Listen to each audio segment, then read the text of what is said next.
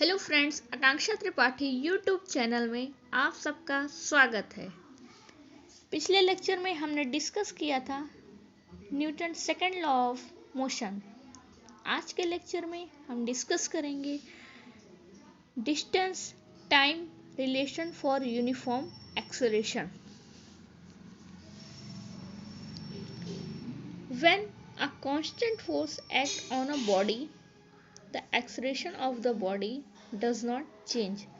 जब हम किसी भी बॉडी पर या किसी भी ऑब्जेक्ट पर कांस्टेंट फोर्स लगाते हैं तो वो बॉडी एक्सेलरेट नहीं करेगी। जब फोर्स कांस्टेंट होगा तो एक्सेलरेशन भी क्या होगा? कांस्टेंट होगा। The body moves with uniform acceleration and the speed time graph is a straight line. किसी भी बॉडी पर हम यदि अप्लाइड फोर्स या एक्सटर्नल फोर्स लगाते हैं तो वह बॉडी यूनिफॉर्म मोशन में एक्सेलरेट करेगी। तो उसके बीच में टाइम ग्राफ जो हमें मिलेगा वो कैसा मिलेगा? स्ट्रेट लाइन मिलेगा। ये देखिए, ये ग्राफ है। इसकी स्पीड मीटर पर सेकेंड, वेलोसिटी कितनी? यहाँ पे v1 है, यहाँ पे v2। इधर से मैंने ले लिया टाइम t1, ये t2। ये क्या है? ये एक स्पीड टाइम ग्राफ है। जब हम किसी भी ऑब्जेक्ट पर फोर्स लगाएंगे तो वह धीरे धीरे, पहले तो टाइम इसका क्या रहेगा? 0 रहेगा। ये ऑरिजिन है। तो यहाँ से धीरे धीरे जब उस पर फोर्स लगाएंगे तो धीरे धीरे एक्सेलरेट करेगा तो आगे की तरफ वो मूव करेगा फॉरवर्ड डायरेक्शन में। तो हमें जो ग्राफ मिलेगा वो स्ट्रेट लाइन मिलेगी। t1 समय में हमने कितना डिस्टेंस ट्रेवल किया? v1 वेलोसिटी से t1 टाइम में इतना डिस्टेंस ट्रेवल किया। t2 समय में v1 वेलोसिटी से हमने t2 समय में इतना एरिया, इतना डिस्टेंस में हमने ट्रेवल किया। We now want the relation between the position of such an accelerating body and time। चलिए हम देखते हैं कि टाइम के साथ एक्सेलरेशन के साथ अनुसार बॉडी की पोजीशन क्या होती है जब वो फॉरवर्ड डायरेक्शन में मूव करती है या ट्रेवल करती है, जो कि मैंने अभी बताया। धीरे धीरे किसी भी ऑब्जेक्ट पर फोर्स लगाएं तो वो धीरे धीरे आगे बढ़ेगी टाइम के अनुसार। t1 टाइम पे v1 वेलोसिटी, t2 टाइम पे v2 वेलोसिटी।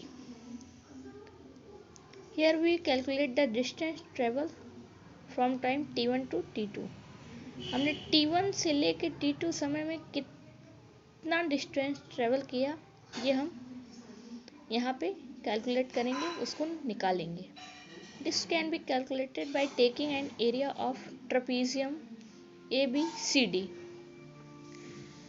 तो t1 से t2 तक की डिस्टेंस कितनी है? इतनी है। ये जो लाइन वाला एरिया है ये क्या है?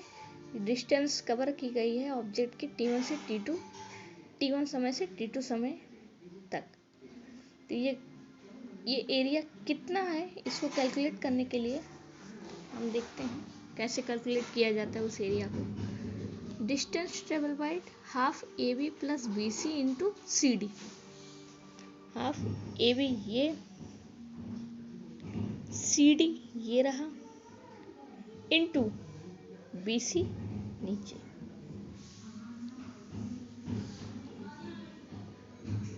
इक्वल टू हाफ AB में t1 समय में हमने v1 वेलोसिटी मूव की थी तो v1 प्लस v2, t2 समय में v2 वेलोसिटी में ट्रेवल किया था। BC को क्या करेंगे? t2 माइनस t1 कर देंगे।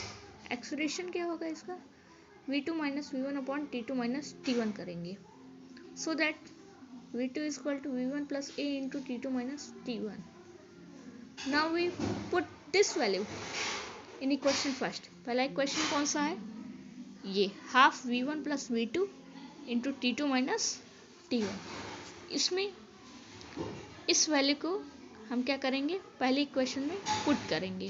तो पुट करने पे हम क्या करेंगे? Distance travel can also be written as distance travel में हमने कौन सा फॉर्मूला यहाँ पे लगाया था, s equal to ut plus half at square, where u क्या है, इनिशियल वेलोसिटी है, v फाइनल वेलोसिटी है, a एक्सेलरेशन है, t टाइम इंटरवल है, कितना समय लगा जाने में t1 से t2 तक।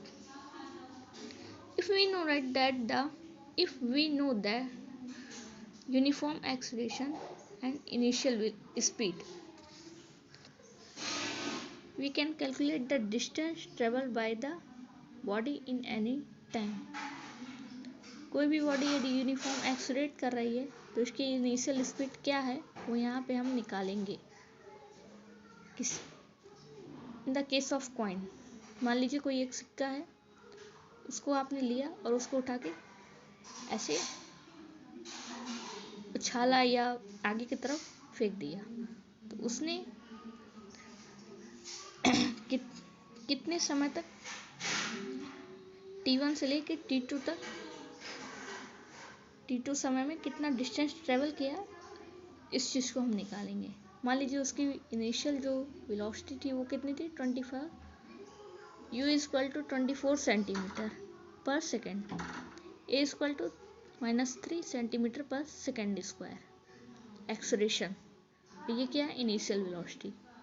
If we want to calculate the distance travel by coin before it stop, उस कॉइन, जैसे हम मान लीजिए कि कॉइन हमने फेंका, उसके रुकने से पहले उसने कितना डिस्टेंस ट्रेवल किया उसको हम कैलकुलेट करेंगे। वी शुड टेक, हम यहाँ पे लेंगे v1 इक्वल टू वेलोसिटी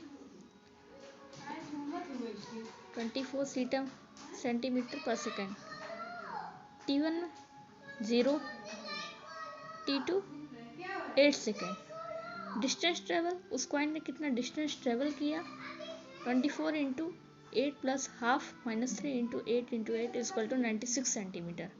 हमारा आंसर कितना आया, 96 सेंटीमीटर। और ये जो डिस्टेंस ट्रेवल निकाला गया है वो किस फॉर्मूले से निकाला गया है, s equal to ut plus half at square. इसी फॉर्मूले को यूज़ करके हम क्या करते हैं, किसी भी ऑब्जेक्ट का डिस्टेंस ट्रेवल, कोई भी ऑब्जेक्ट कितना डिस्टेंस ट्रेवल किया हुआ है, कितनी दूर चला है, उसको इसी फॉर्मूले से हम कैलकुलेट करते हैं, निकालते हैं।